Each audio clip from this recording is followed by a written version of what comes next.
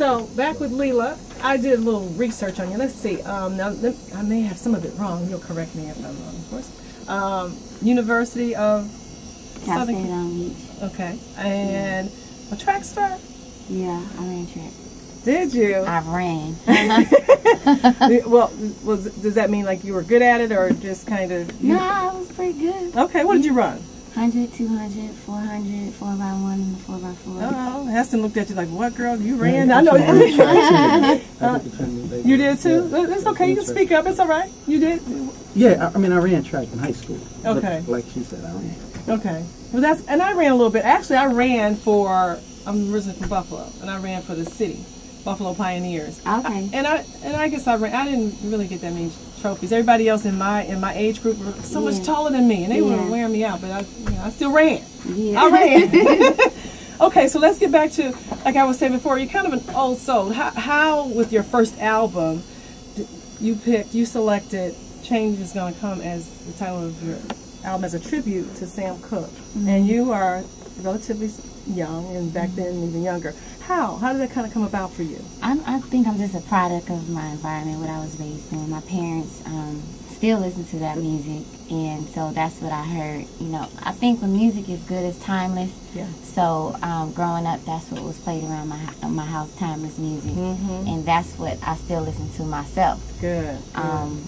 And when I'm making my own music, I'm just inspired by music that I feel like really truly touched the soul and had substance, and you know, just said something in general.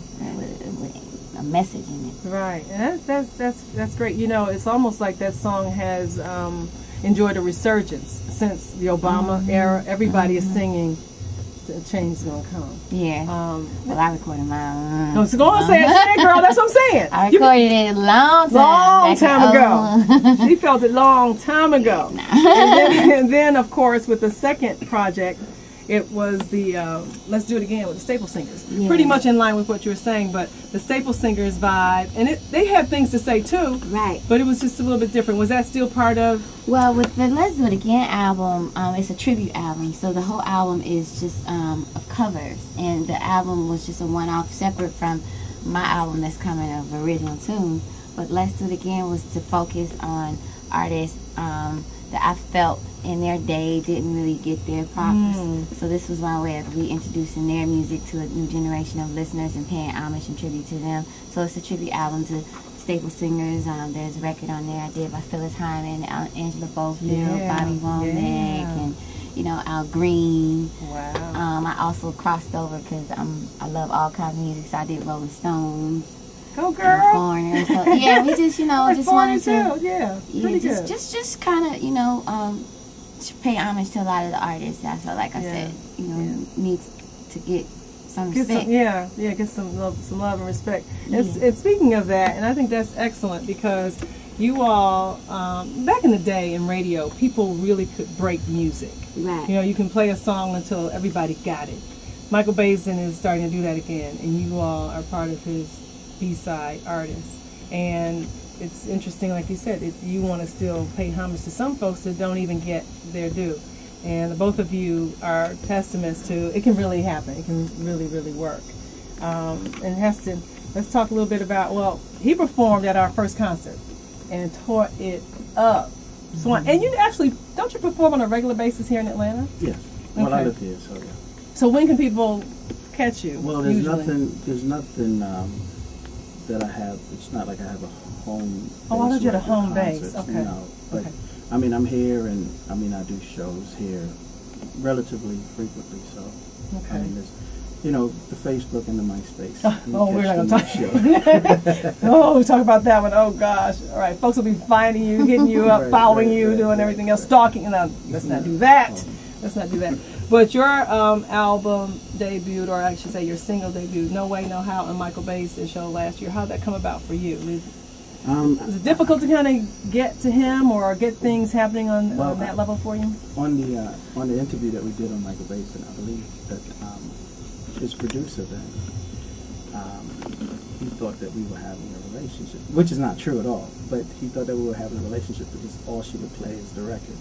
And I believe through her, she introduced him to the record, and we chose No Way, No How as a single to start airing.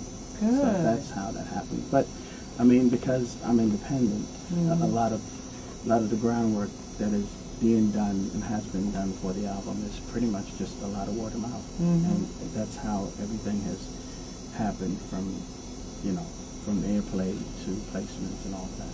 So it can still happen, basically, for independent artists of today. Like Leelah was saying, I think it's just a matter of good music, pure music, timeless music, and I mean, something has to give. I think if anybody continues to invest, something has to give. Eventually. So, so what inspires you? What's your inspiration usually with your music? It's just life, real life. I mean, it's nothing contrived. It's like when I write, real. It's just what it is, and I try not to change it. It doesn't have to match. It doesn't have to flow, but it eventually always comes together, and that's just from the soul. That's yeah. Pretty much. So, are you originally from Atlanta? Tell us a little bit about it. No, I was born in Dominica, which is used to be the British West Indies, but in the Caribbean. And then I, like most of us, we got to New York, and then I did Philly and Connecticut, and now I live here in Atlanta. So Atlanta's home. Okay, well, good. And now, where is home for you, Leelah? I was born and raised in South Central LA, and I live in Houston now. Okay. My family originated out of Texas and Louisiana, so we just made our way back. Okay, I just heard it when you said that Texas girl. Yeah, we just made our way back, so that's why I'm living now. I'm in Houston. Okay. So when you all are not doing your own music, writing, creating, who are you listening to? Who's in your magazine, your CD magazine, or your iPod? Who are you listening to? I personally listen to a lot of gospel music. And living in Houston, we hear a lot of blues. So anywhere from Mighty Clouds of Joy to all Johnny right, girl. Taylor. See, I'm telling you, that old soul, that just is right there. Yeah, but that's what they play out there. That's what we still listen to. My daddy would pull up a bottle right now, and he'd pop on some Johnny Taylor and tell you about yourself. Yeah, so, exactly. That's what we still get down with, But that's what I enjoy. Good. I don't listen to too much other stuff. That's good though. I mean, it's like you said, it's who you are and your orientation, and it shows in your music, and it's a good thing. What about you? Who are you listening to now, or who do you like? I'm a big Beres Hammond for one. Get that Caribbean influence in there. Yeah. Big James Taylor fan. John Mayer. I'm a huge fan of John Mayer. So I'm a singer-songwriter at heart. So I listen to a lot of less is more type, where it's more about the vocal and the lyrics, from way back to current. I try not to listen to anything though when I'm either writing or recording. I don't want good. So you don't want anything to influence what you're doing. I don't listen to the radio. I don't listen to it. Wow. So you want it to just be pure. Whatever it is.